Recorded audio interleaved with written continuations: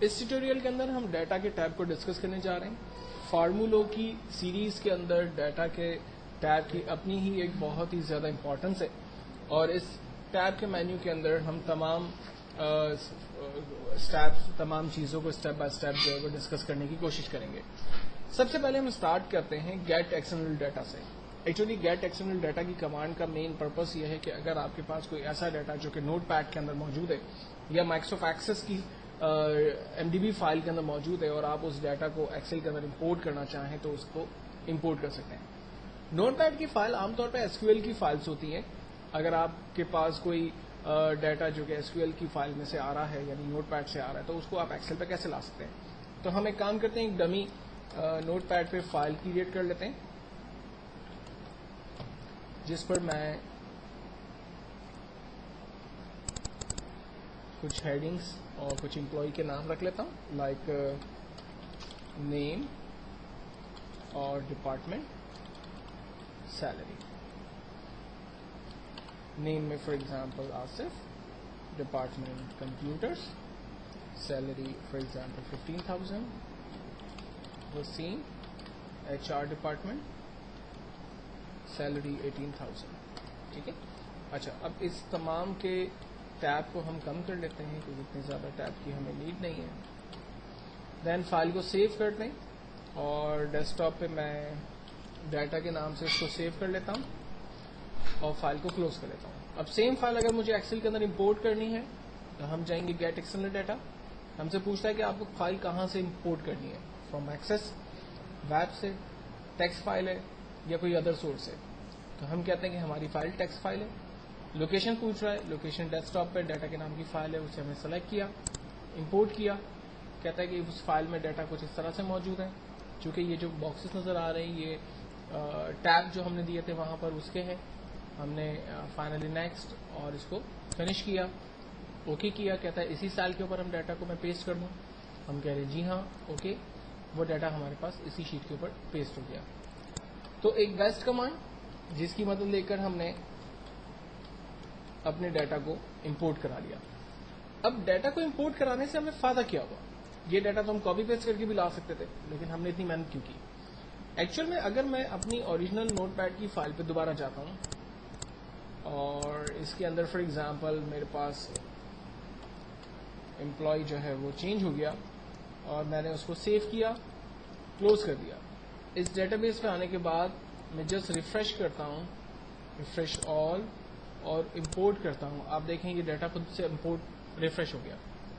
تو ایکچوئل فائدہ یہ ہوتا ہے کہ جب آپ لنکس کریٹ کرتے ہیں تو آپ کی اوریجنل یعنی ماسٹر ڈیٹا بیس میں آپ جو بھی چینجنگ کریں گے اس کی کنیکٹنگ فائل کے اندر ڈیٹا خود بخود اپڈیٹ ہو جائے گا. تو یہ ایک بیسٹ اور کمانڈ ہے جس کے ذریعے آپ اپنے ڈیٹا کو امپورٹ کرتے ہیں. ناؤ اب سیکنڈ فیز کے اندر ہم دیکھنے کی کوشش کرتے ہیں کہ مائکروسافٹ ایکسس سے اگر ڈیٹا کو یہاں پر لانا ہو تو وہ کیسے آئے گا. فرسٹ ہم ایکسس کے اندر ایک ڈیٹا بیس کریٹ کر لیتے ہیں.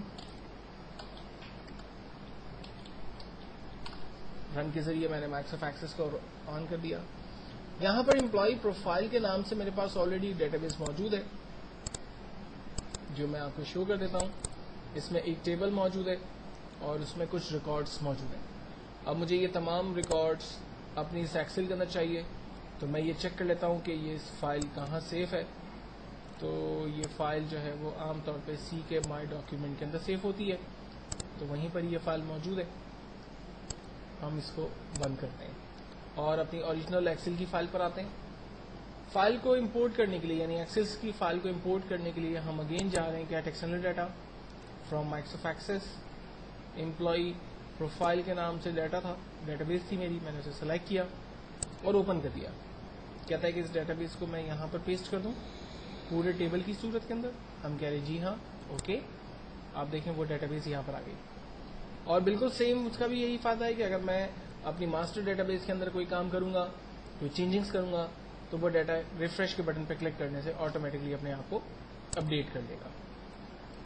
ڈیٹا کے مینیو کے اندر نیکسٹ جو کمانڈ ہے ہمارے پاس وہ سارٹ سے ریلیٹ بڑی امپورٹنٹ کمانڈ ہے.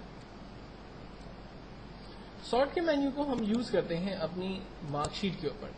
مثال کے طور پر میرے پاس یہاں پر نمبر آف امپلائیز کام کرتے ہیں اور میں ان تمام امپلائیز کے ناموں کو الفابیٹیکل آرڈر میں دیکھنا چاہ رہا ہوں. تو اس کے لیے میں سارٹ کی کمانڈ کو استعمال کرتا ہوں A to Z. اسے تمام امپلائیز کے نام الفابیٹیکل آرڈر میں آ گئے. اگر میں ان کو ڈسینڈنگ آرڈر میں یعنی Z to A دیکھنا چاہ رہا ہوں تو میں Z to A کے بٹن پہ کلک کرتا ہوں, جبکہ اسینڈنگ کرنے سے تمام ریکارڈ الفابیٹیکل آرڈر میں آ جاتا ہے. اب اس کے بعد ایک اور کمانڈ ہے ہمارے پاس فلٹر.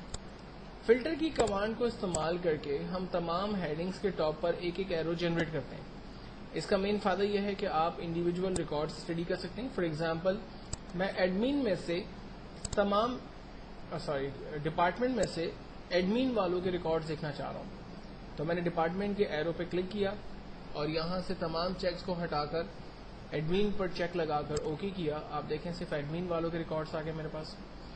میں اس کو آل کر دیتا ہوں اور میں چاہتا ہوں کہ تمام پوزیشنز میں سے فار ایگزامپل مجھے صرف اکاؤنٹنٹس کی ڈیٹیل دیکھنی ہے, تو میں نے اکاؤنٹس پوزیشن پہ کام کرنے والے لوگوں کی ڈیٹیل دیکھ لی. اسی کو میں نے آل کر دیا. اگر میں یہ چاہ رہا ہوں کہ میرے پاس وہ امپلائی جن کی ایج 20 سے 30 کے بٹوین ہے اس کے ریکارڈ دیکھ لوں میں, تو ہم ایج کی فیلڈ پہ کلک کرتے ہیں اور یہاں سے نمبر فلٹر میں جا کر گریٹر دین لیس دین کے بٹوین کام کرتے ہیں. لائک بٹوین کی فیلڈ سلیکٹ کرتے ہیں.